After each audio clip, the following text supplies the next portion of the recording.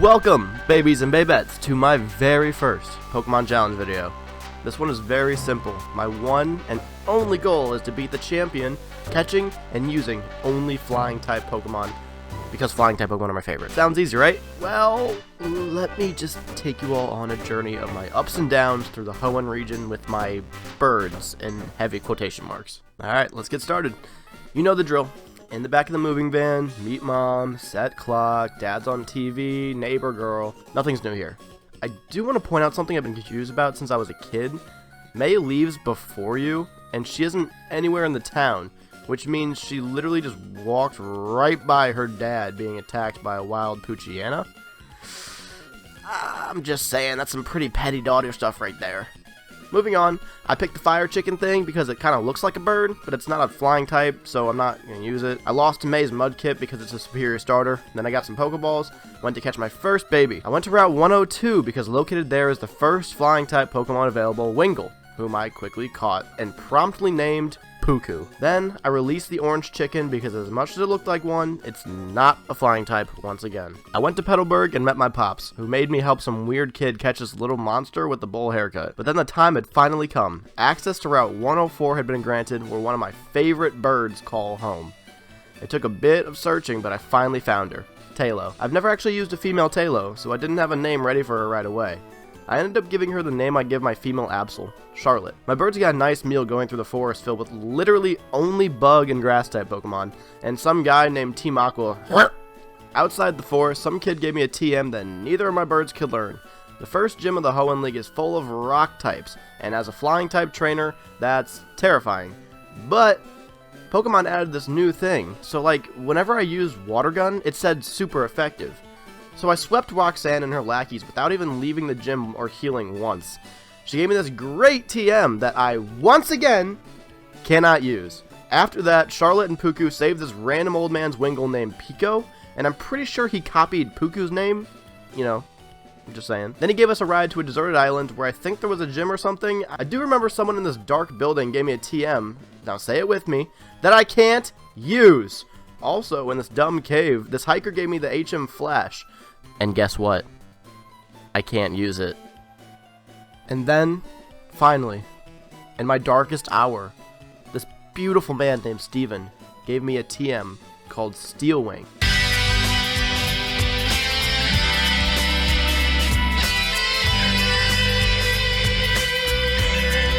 Finally, a TM I can use! I gave the Soothe to Charlotte because the Pokedex said it cries loudly when it's hungry, and I don't want my birdie to be all stressed out. May fought me again, but this time I had two actual birds. She burnt Charlotte, and Charlotte did not care and still swept May's team anyway. Upsettingly, my biggest fear about this run was slowly coming into view, but there was this familiar looking weird kid standing in the way. I kind of just pushed him out the way, and then finally saw my doom. The electric type gym, led by an older version of Lieutenant Surge. I stood in front of the doors for a long time, then ran away to train. 16 months later, I returned and entered the gym. I carefully made my way through the gym puzzle and trainers, only to be forced to confront Watson himself at the back. I had trained profusely for this battle. My birds were well trained and ready to beat whatever the gym threw at us. I said hello to Watson, and he swiftly and cleanly swept my whole team with one Pokemon. Obviously, me and my birds were not ready for this. Cue the training montage!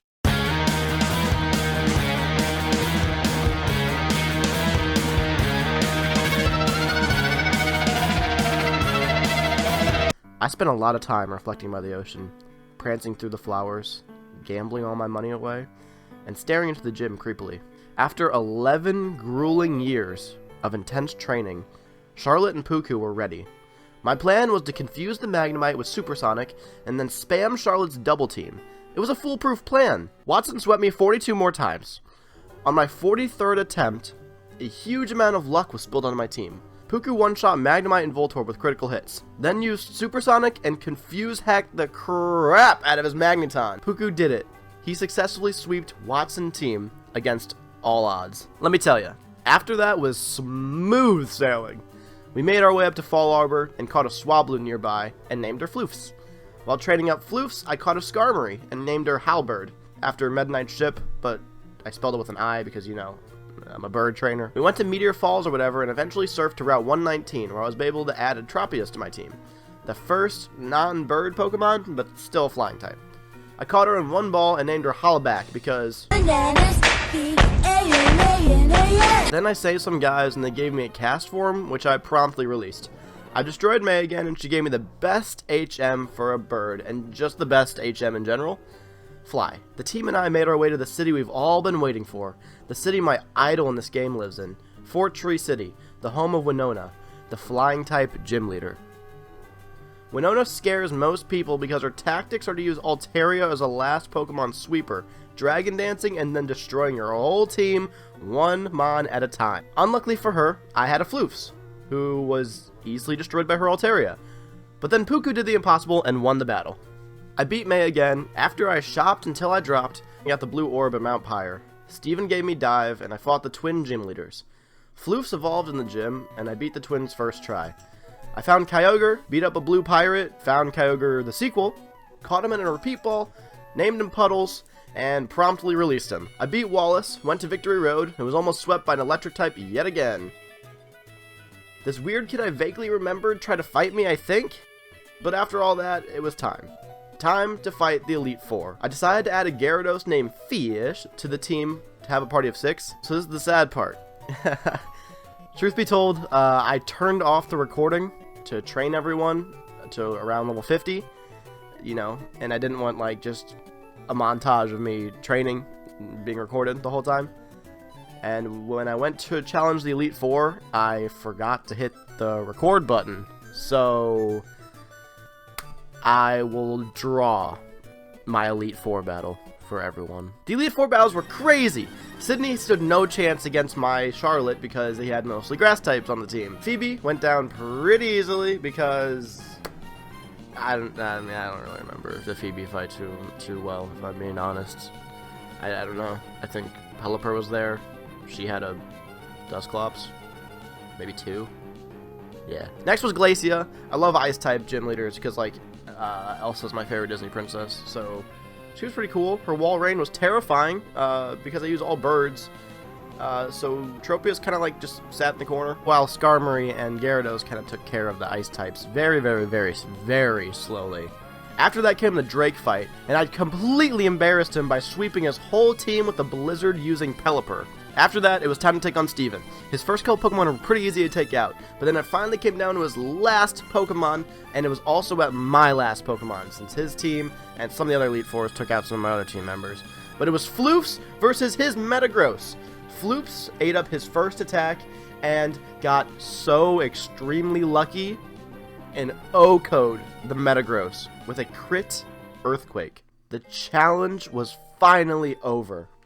For my bird Pokemon had been crowned the champions of the Hoenn region. Puku, Charlotte, Floofs, Hollaback, Halberd, and Fish, my birds, tree, and fish, could now rest. And just in case you don't believe that those birds actually pulled through, here's proof of their victory by the fact that they have the champion ribbons. This challenge was honestly a ton of fun, and I'd be happy to do a lot more challenges just like this one, all like, you know, cut up, and then I voice over it at the end. I'd love to do more of these every now and then in this style, if you all enjoyed watching. But I won't know if you enjoyed watching unless you leave a like and comment down below that you enjoyed watching or you didn't enjoy watching. So please, your support means a lot to me. I want to do this a lot because I enjoy it. And I'll see you guys next video. Goodbye.